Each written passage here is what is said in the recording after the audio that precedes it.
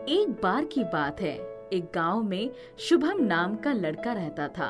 वो हनुमान जी का बहुत बड़ा भक्त था और उनकी बहुत ही पूजा अर्चना करता था। उसे हनुमान जी पर बहुत भरोसा था। वो सोचता था कि वो उसकी हमेशा मदद करेंगे। एक बार शुभम के स्कूल में प्रतियोगिता का आयोजन हुआ। उस प्रतियोगिता में शुभम ने भाग लिया। आज तो इस दौड़ की प्रतियोगिता में मैं ही जीतूंगा। हे भगवान, आप मेरा साथ देना, मुझे विजयी बनाना। तभी हनुमान जी उसके सामने प्रकट होते हैं और उससे कहते हैं, तुम्हारी मेहनत जरूर रंग लाएगी शुभम। मेहनत करने वालों की कभी हार नहीं होती। इस बात शुभम प्रतियोगिता की तैयारी किए बिना उस प्रतियोगिता में भाग लेता है और सोचता है कि भगवान उसे विजयी बनाएंगे। वो अपने दोस्त राजन से भी अपने विजय होने के डिंगे हाँकने लगता है। इस प्रतियोगिता का विजेता मैं ही बनूंगा, सबके सब हार जाएंगे। अरे अभी प्रतियोगिता शुरू भी नहीं हुई और जीतने के पहले ही इतना घमंड। वो तो वक्त बताएगा। प्रतियोगिता शुरू होती है। पहले ही बार में शुभम दौड़ते वक्त गिर पड़ता है और प्रतियोगिता से बाहर हो जाता है। उसके सभी दोस्त उसका मजाक उड़ाने लगते हैं।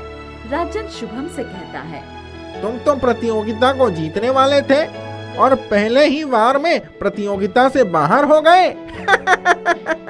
स्कूल से घर जाते वक्त शुभम हनुमान जी के मंदिर जाता है और दुखी होकर उनसे कहता है, भगवान, आपने आज मेरा साथ क्यों नहीं दिया? मैं आपकी कितनी पूजा करता हूँ, आज आपने मुझे दुखी कर दिया। और इसी के साथ वो अपने घर लौट जाता है। वो सोचने लगता है कि इस बार भगवान ने मदद नहीं की तो क्या हुआ, अगली बार जरूर करेंगे। वो घर पहुंच जाता है। बेटा, प्रतियोगिता का परिणाम क्या हुआ? जरूर तुम प्रतियोगिता के विजेता बने होगे।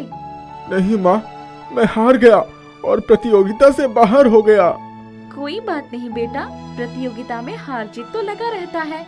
अगली बार फिर कोशिश कर लेना। कुछ ही दिनों में शुभम की परीक्षा आ गई।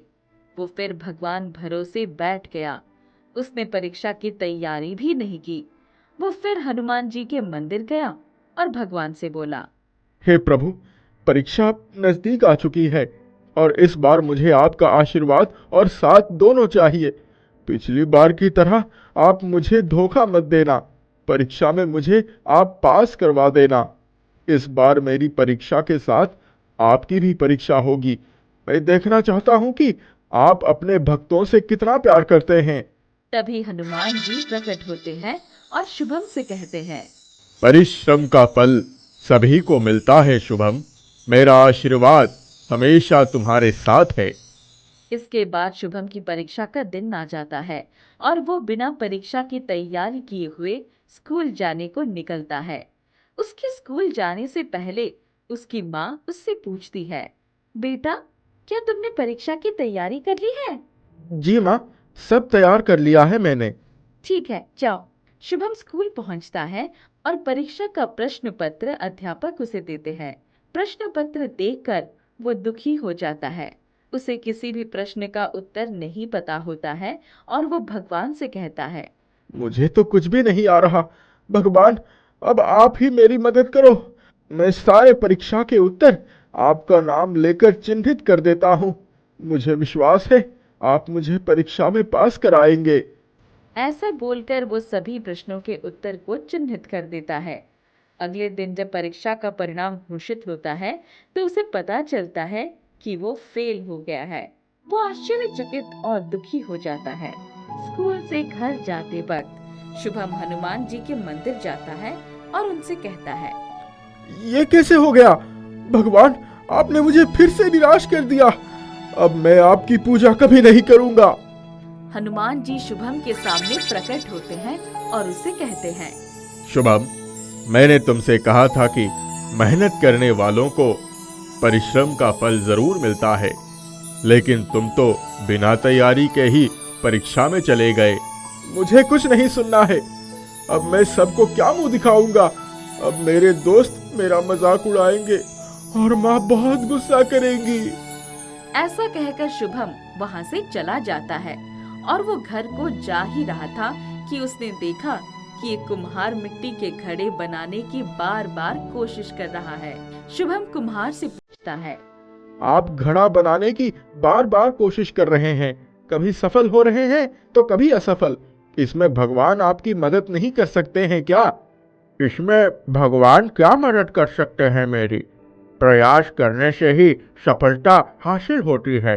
अगर मैं ये सोचूं कि प्रयास भी ना करूं और ये घड़ा बनकर तैयार हो जाए तो ये मूर्खता होगी।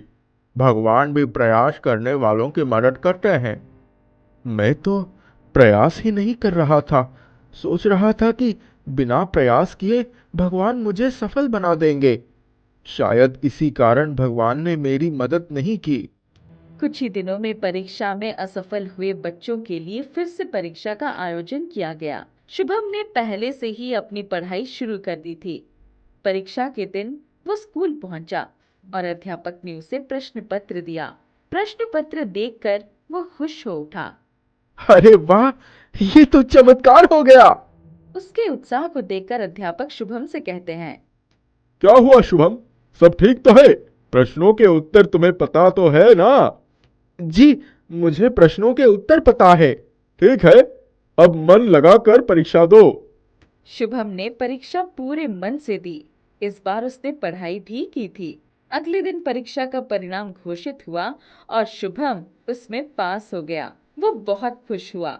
इसके बाद वो जल्दी से हनुमान जी के मंदिर गया और भगवान से बोला, हे भगवान, काश ये बात मुझे पहले समझ आ गई होती कि हमें कभी भगवान के भरोसे नहीं बैठना चाहिए, खुद सफलता के लिए प्रयास करना चाहिए। मुझे माफ कर दीजिए प्रभु। हनुमान जी शुभम के सामने प्रकट होते हैं और उससे कहते हैं, देर से ही सही, लेकिन तुम्हें ये बात समझ में आई कि सफलता का एक ही नियम है और वो है परिश्रम। इंसान को परिश्रम का फल जरूर मिलता है। इसी खुशखबरी के साथ शुभम घर लौट गया। वो समझ गया था कि भगवान उन्हीं की मदद करते हैं जो परिश्रम करते हैं।